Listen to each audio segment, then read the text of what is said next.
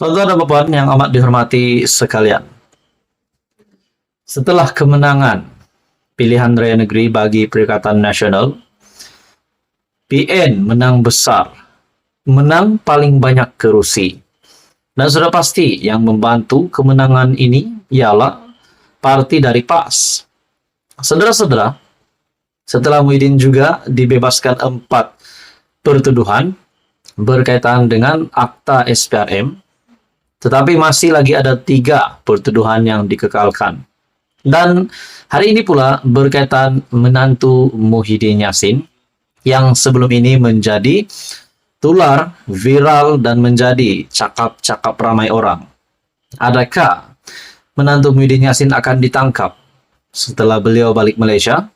Dan adakah Muhyiddin bertanggung jawab untuk memberikan keterangan ataupun memberikan penjelasan kepada SPRM disebabkan ini menyentuh berkenaan dengan nama beliau sendiri. Disebabkan ini adalah menantu Muhyiddin Yassin. Saudara-saudara, dalam sebuah artikel Azam Baki, Ketua Pesuruhjaya SPRM, Tan Sri Azam Baki, akhirnya rasanya dia dah hilang sabar. Akhirnya Azam Baki membuat kejutan ini, membuat pengumuman ini.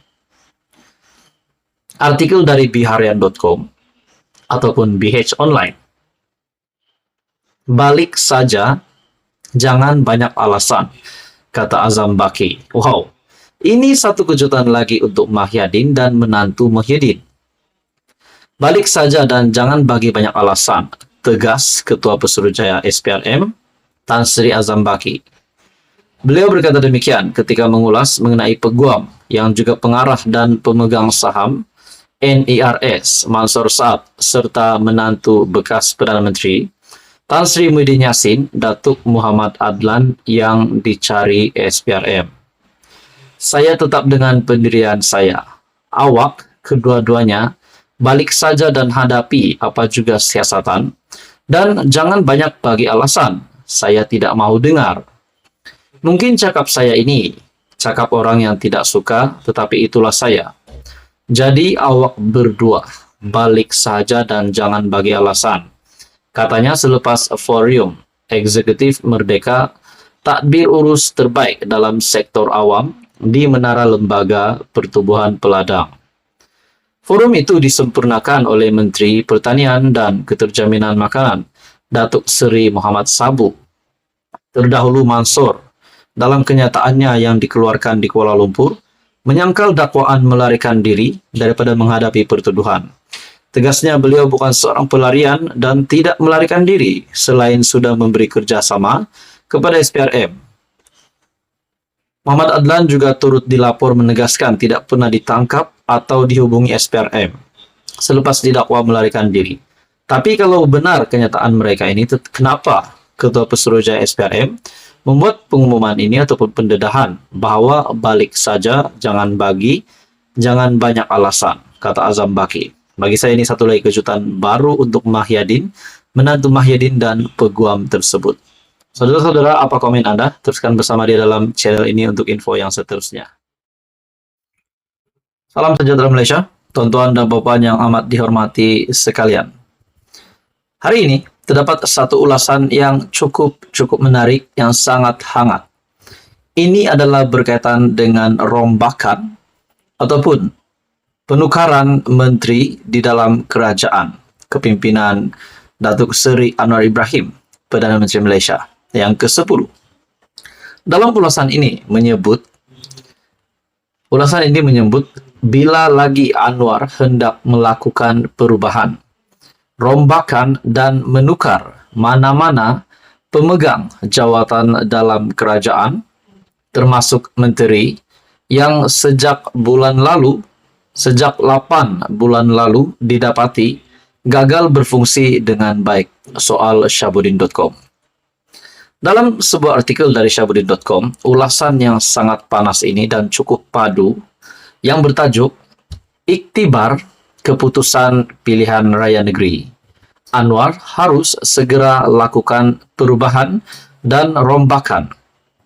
PRN 6 negeri sudah pun berakhir dan semua orang setuju bahwa keputusannya tidak cukup ampuh untuk menggugat kedudukan Anwar Ibrahim sebagai Perdana Menteri. Ini bermakna Anwar boleh mempertahankan kerajaan perpaduan yang sedang diterajuinya kini sehingga PRU16 akan datang. Tetapi, berdasarkan keputusan PRN di 6 negeri, apakah jangkaan paling mudah untuk masa depan Anwar seterusnya? Secara mudah, kalau kita bertanya kepada 10 orang, hampir semuanya sepakat mengatakan keputusan PRN itu meletakkan masa depan Anwar dalam bahaya. Untuk mudah difahami lagi, daripada 10 orang yang ditanya itu, paling minima 6 daripadanya pasti dengan berani mengatakan Anwar dan kerajaan perpaduan akan tamat riwayatnya pada PRU16 nanti. Apa yang nyata, keputusan PRN lepas menunjukkan PH gagal mendapat sokongan pengundi Melayu yang memadai atau mencukupi untuk memenangi lebih banyak kerusi di 6 negeri terbabit. Kemenangan PH, kerusi PH, lebih banyak disumbangkan oleh kesatuan sokongan daripada pengundi bukan Melayu semata-mata. Dalam keadaan sedemikian, lebih malang lagi kerana UMNO yang merupakan rakan kongsi PH dan diharapkan dapat menambah sokongan hampir secara total ditolak oleh pengundi Melayu sendiri. Dengan pengundi Melayu lebih memilih PN, khususnya PAS, terbentang kini ialah keberadaan UMNO tidak memberi nilai tambah dan tidak juga memberi tambah nilai kepada PH serta kerajaan perpaduan. Apakah sekarang ini Anwar pimpinan PH, BN dan kerajaan perpaduan turut menyedari hakikat yang sedang ditunjukkan Tuhan di depan mata sebelum tibanya PRU16? Apakah plan B PH untuk menambah sokongan pengundi Melayu melalui kekuatan mereka sendiri atau berasakan sudah cukup dengan sokongan pengundi bukan Melayu saja? Kalau benar-benar disedari, mengapa setelah hampir seminggu sejak keputusan PRN diumumkan, masih tiada apa-apa tindak balas bimbang yang kedengaran ditunjukkan? Kenapa semua sunyi dan tiada sebarang mesyuarat khas parti diadakan?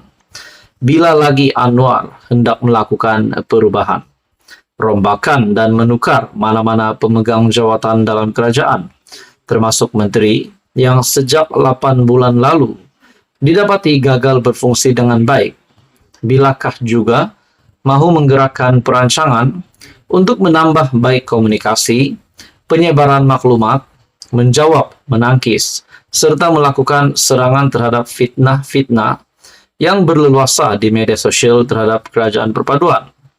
Apakah agensi tertentu dan mereka yang terkait dengan komunikasi dan penyampaian maklumat kepada rakyat, di mana sebahagian besar dicop gagal oleh kalangan yang dekat dengan PH, PKR dan Anwar sendiri, masih mahu dikekalkan bergentayangan dengan jawatan masing-masing selepas keputusan PRN yang sepatutnya memberi pengajaran?